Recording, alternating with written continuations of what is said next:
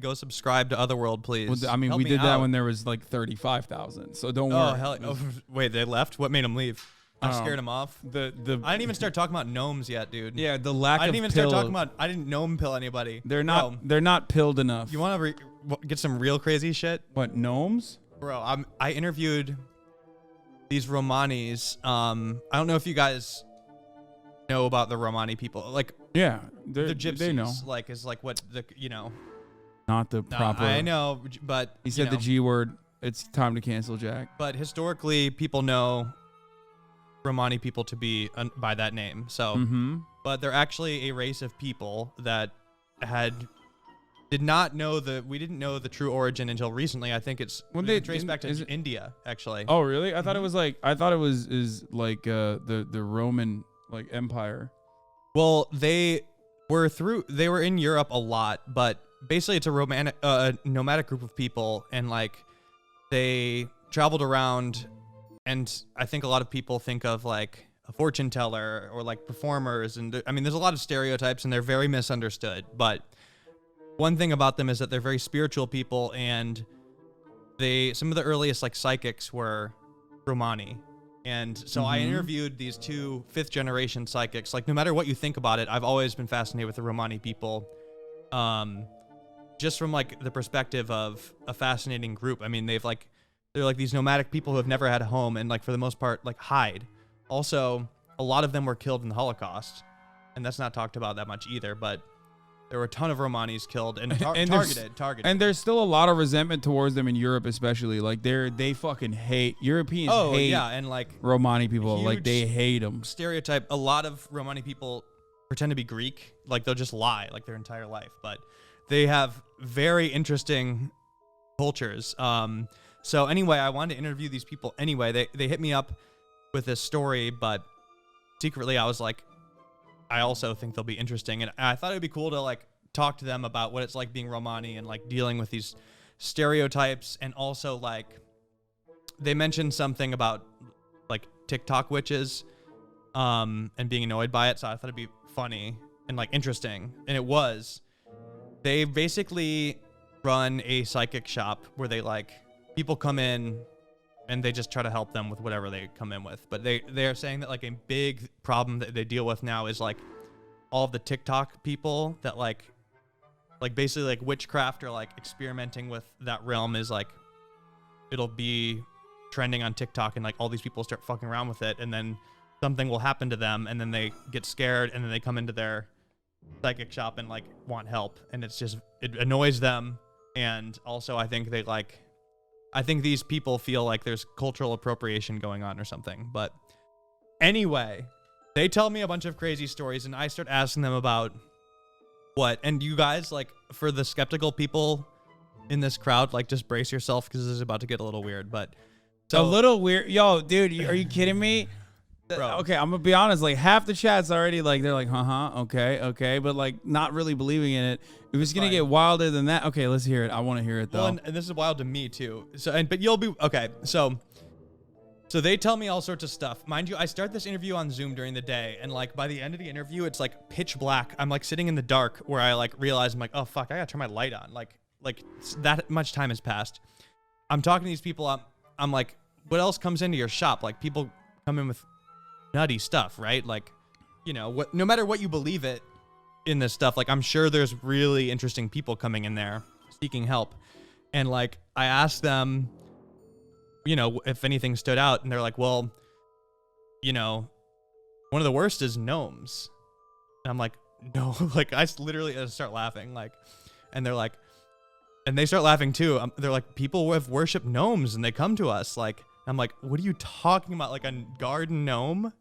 And like, I think this is the funniest thing ever. Like this actually kind of like ended that interview almost because I started getting too distracted and like laughing. But like Keemstar, like what are we talking? Bro, like literally worshiping like a classic gnome. And I'm laughing because I was like, wait, are gnomes real? Like I thought we made those up. Like I'm like, is that like, dude, I thought it was just like something you put in your yard or whatever, like that, like worshiping that. Yeah. So Bro, Dude, there's so much more that you could worship than this thing. No, dude. okay, so like they finally, and this will be an episode eventually, but These are American gnomes because they have guns.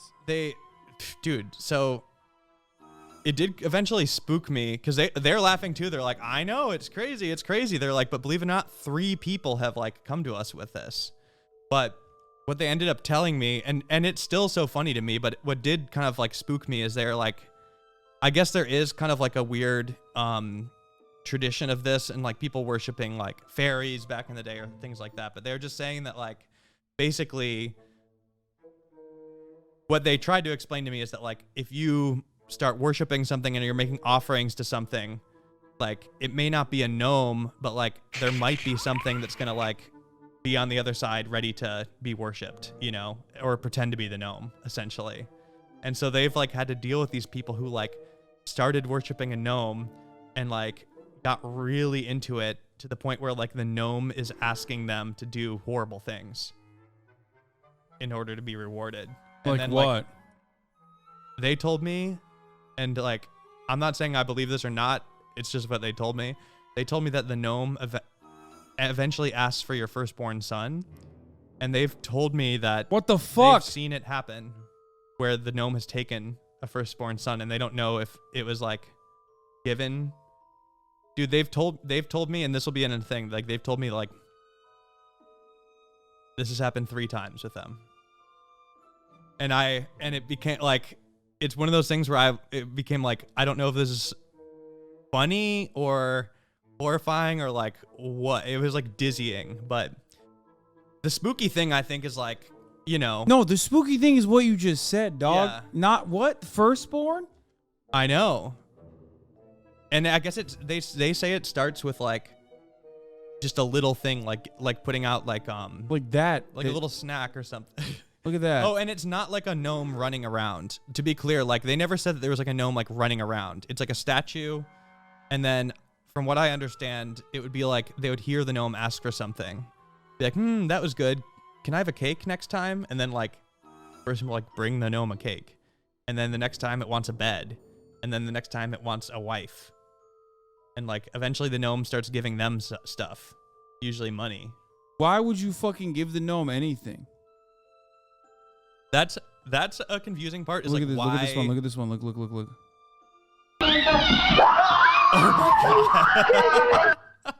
Oh my god, dude! This title: 5 scary gnomes caught on camera. Don't laugh too hard, bro. Before you know That's it, so the gnome's sick. gonna fucking visit you and be like, "Give me your firstborn." Those people like they know it's funny. Like they're laughing with me. They're like, I know you think it's funny, but like, and it seems crazy, but like we have to deal with this. But I don't know. But to be clear, like on what they told me, is that it's not like a gnome running around. It's like something's talking to them. And I also asked them, like, do you think there's that gnomes exist? And they're like, it doesn't really matter. They're basically saying that, like, if you're putting that out there, they compared it to a 1-900 number. Like, you know, those old, like, party chat lines? Like, you'd, like, call this number and, like, talk to, like, somebody sexy, like a horny person, like, in your area. And it would, like, link you with somebody. They're, like, saying it's, like, one of those hotlines where, like, if you're reaching out, like, something's going to pick up. But you don't know what it's going to be. And it's probably going to be bad. This person says the hubris of people who have never experienced paranormal shit is honestly just funny to me. It's easy to be condescending about it when you have had to deal with that kind of fear and confusion firsthand. Epic Reddit atheist shit is just really a coping mechanism. It's easy to dismiss it as schizo shit and believe that stuff wouldn't happen until you experience it, especially when there's others around to corroborate it. Dude, I agree with that 100%. That's why the Neil deGrasse Tyson stuff like bothers me. But I mean, it's mostly because I've talked to so many people, like so many like quote unquote normal people who have just had like a specific experience in their life that's unexplainable and terrifying.